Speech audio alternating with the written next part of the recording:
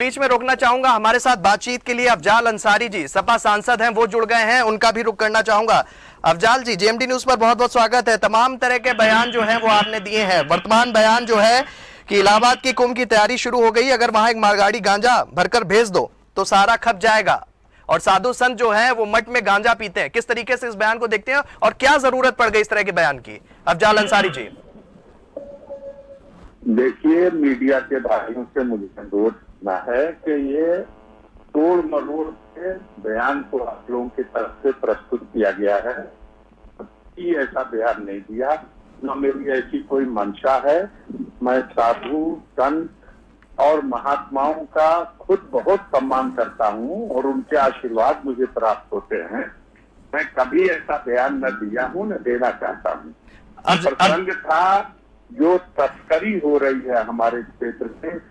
यहाँ पर गाजीपुर में अफीम की फैक्ट्री है जो एशिया की सबसे बड़ी फैक्ट्री है। यहाँ गाजीपुर में एक शराब का कारखाना है नंदगंज, और यहाँ बगल में बिहार है। बिहार में शराबबंदी हो गई है, तो शराबबंदी की वजह से बड़े पैमाने पर तस्करी हो करके यहाँ से ये नशीली चीज खास तौर से रही है।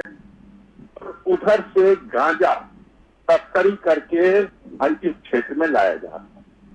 आए दिन घटनाएं हो रही हैं। उस सबको लेकर के जो बातें चल रही थी उसमें इस बात को जोड़ के तोड़ मरोड़ के काट करके इस तरह से प्रस्तुत किया गया। मेरी मंशा कतई नहीं है अफजाल जी किसी समाज को, साधु संतों को किसी तरह की कोई कष्ट पहुंचे उनको। इसके लिए मुझे बेहद खेद है कि मेरे बयान को तोड़ मरोड़ के लेकिन बयान मैंने भी सुना अफजाल जी, मैंने भी बयान सुना आपका। आप कह रहे हैं कि गाजीपुर से जुड़े हुए जितने भी मठ है वहां पर गांजे का धुआं दिखता है, लखनऊ राजधानी में भी गांजे का धुआं नजर आता है, और आप कह रहे हैं कि तोड़ मरोड़ कर प्रस्तुत कर दिया गया। बिल्कुल ऐसा नहीं है।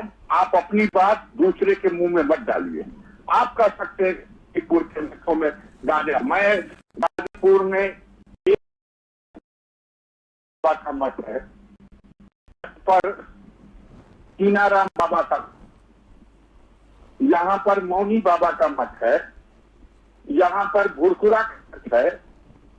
मैं खुद जाता हूँ और जहाँ है उनसे आशीर्वाद प्राप्त करता हूँ, उनका सम्मान करता हूँ। मैंने ऐसी बात नहीं कही है, उसको आप लोगों ने जिस तरह से बना दिया है। चलिए, एक सवाल में मुझे अफसोस है कि मेरे बयान को गलत तरह से प्रस्तुत किए जाने की वजह से जिन लोगों को उनको किसी तरह से या मैं सबसे क्षमा प्रार्थी हूँ। मैंने ऐसा बयान नहीं दिया है, मीडिया ने इसको गलत तरीके से प्रस्तुत किया। मेरा अंतिम सवाल है अफजाल जी, उम्मीद करता हूं क्या इसका भी आप उत्तर देंगे। आप कह रहे हैं कि योगी आदित्यनाथ को लेकर वो महंत हो सकते हैं, वो किसी के मठ के पुजारी, मठाधीश और पूजन प्रक्रिया के विशेषज्ञ हो सकते हैं, लेकिन उनका सरकार चलाने से क्या मतलब? वह तो ग्राम प्रधानी भी चलाने योग्य नहीं है। और आपके ही पार्टी के जो प्रवक्ता है उन्होंने इस बयान का, सुनील राजन जी, उन्होंने खंडन कहा है। उन्होंने कहा कि उनकी तुलना प्रधान से करना अव्यावहारिक है। आपकी ही पार्टी के जो प्रवक्ता हैं वो आपके बयान को, आपके उसको खंडित करते हुए नजर आ रहे हैं, खंडन कर रहे हैं। किस तरीके से देखते हैं इस बयान को? आपकी बात, आप बड़े आवेश में हैं, बड़े जोश में हैं, बड़े गुस्से में हैं। मैं आपके गुस्से को, आवेश को तो नहीं ध्यान कर सकता।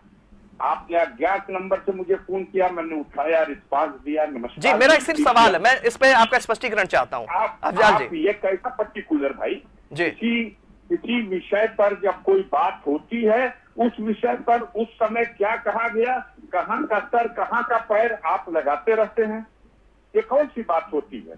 लेकिन बयान तो आपका है अफजाल जी, मैं तो उसी को कोट कर रहा हूँ। और क्या वो महंत नहीं है? अफजाल जी, बयान आपका है।